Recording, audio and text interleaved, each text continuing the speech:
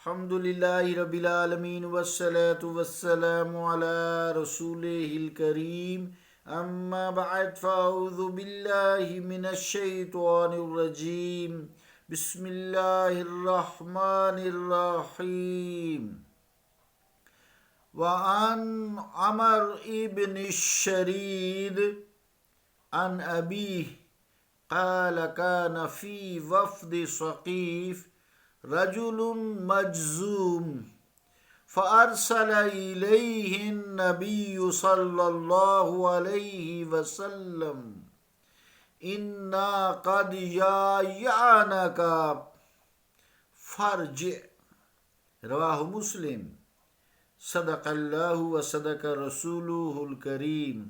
عزیزان گرامی قدر، السلام علیکم ورحمۃ اللہ وبرکاتہ۔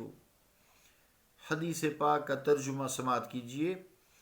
روایت حضرت عمر ابن شرید رضی اللہ تعالی عنہ سے، وہ اپنے والد سے فرمایا انہوں نے کہ ثقیف کے وفد میں ایک کوڑی آدمی تھا، تو اس کی طرف نبی کریم صلی اللہ علیہ وسلم نے کہلا بھیجا کہ ہم نے تجھ کو بیعت کر لیا، تو لوٹ جا۔ مسلم۔ اللہ اور اس کے رسول کا قول سچا ہے جو بڑی عظمتوں والے ہیں۔ عزیزان گرامی قدر، عمر ابن شرید تابعی ہیں، ان کے والد شرید ابن سوید ثقفی صحابی ہیں رضی اللہ تعالیٰ عنہ۔ حضرموت کے یہ رہنے والے تھے۔ یعنی اس وفد میں ایک شخص ایسا تھا جو کوڑی کی بیماری ہوتی ہے، جس کو جذام کہتے ہیں، وہ تھا۔ تو حضور کریم علیہ الصلوۃ والسلام نے اس شخص کو اپنے پاس نہ بلایا۔ رسول کریم علیہ الصلوۃ والسلام کا پاس نہ بلانا کئی حکمتیں ہیں اس میں۔ وہ اپنی منزل ہی پر رہا، اس سے مصافحہ کر کے بیعت نہ فرمایا۔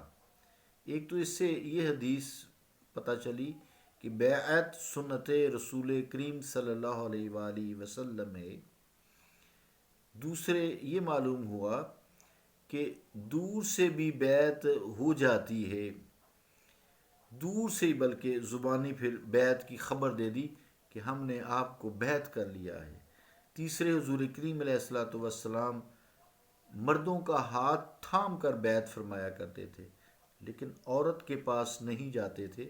عورت نے اگر بیعت ہونا ہوتا تھا تو وہ پیالے میں جو پانی ہوتا تھا اس میں اپنا ہاتھ ڈبوتی تھی۔ حضور کریم علیہ الصلوۃ والسلام نے جس میں اپنا ہاتھ ڈبویا ہوتا تھا تو یا پھر کپڑے سے، رومال یا کپڑا یا کوئی رسی، کوئی چیز سے ایک سرے سے وہ پکڑتی تھی، ایک سرے سے رسول کریم صلی اللہ علیہ وسلم فرماتے تھے۔ اس کا مطلب ہے کچھ چیز ٹرانسفر ہوتی ہے دل سے دل تک، ایمانیات۔ تو بہرحال خیال رہے کہ یہ حدیث جو ہے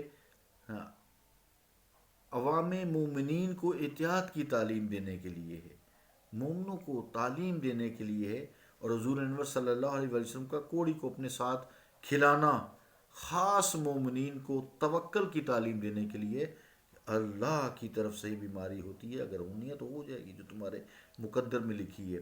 جیسے گرتی ہوئی دیوار، ڈوبتی ہوئی کشتی سے علیحدہ رہنا ایمان کے خلاف نہیں ہے، یوں ہی کسی مہلک بیماری جیسا کہ کرونا چلا تھا تو اس بیماری والے سے بچنا خلاف ایمان نہیں ہے۔ اسی طرح ہے جیسے مضر غذاؤں سے پرہیز کرنا یہ برا نہیں ہے، یوں ہی مضر صحبتوں سے دور رہنا حرام نہیں ہے۔ شارحین نے بہت ساری اور بھی اس میں تشریح فرمائی ہے جو ہمیں ملتی ہے لمعات اور اشاۃ للمعات میں۔ تو بعض بیمار، ایک بات کرتا چلو جو پیچھے بھی ہم پڑھتے آئے ہیں کہ کوئی بیماری متعدی نہیں ہے۔ بیمار کا سانس، اس کا چھینکنا، اس کا کھانسنا، اس کا گفتگو کرنا، یا اگر جلد کی بیماری ہے تو اس سے ڈائریکٹ بیماری نہیں ہوتی۔ ہاں، ایک ماحول، سرکمسٹانسز، ہوا پانی میں اس کے اگر جراثیم چلے جاتے ہیں اور پھر وہ اگر کسی دوسرے جراثیم میں چلے جاتے ہیں، اگر اس میں قوت مدافعت کم ہوتی ہے تو پھر وہ جراثیم یا بہت زیادہ تعداد میں چلے جاتے ہیں تو پھر اس شخص کو اللہ تعالیٰ کے حکم سے بیماری ہو جاتی ہے۔ تو بہرحال احتیاط جو ہے وہ بری نہیں ہے، نہ ہی یہ ایمان کے خلاف ہے۔ جس شخص میں ٹینڈنسی ہوتی ہے اس مرض کی وہ بیمار ہو جایا کرتا ہے۔ ایسے ہی دیکھیں جیسے بچوں کو عموماً جسے میزلز خسرہ کہتے ہیں یا لاکڑا کاکڑا چکن پاکس، یہ بعض بچوں کو ہو جاتا ہے، زندگی میں ایک دفعہ ہی ہوتا ہے، پوری زندگی کے لیے امیونٹی ہو جاتی ہے، پھر چڑھتے ہیں جراثیم ہوا سے، چھینکوں سے، ڈراپلیٹ انفیکشن سے، جس سے مرضی چڑھتے رہیں۔ تو اسی طرح جو ہے نا انسان کو توکل رکھنا چاہیے اللہ تعالیٰ پر، لیکن احتیاط جو ہے وہ توکل کے خلاف نہیں ہے۔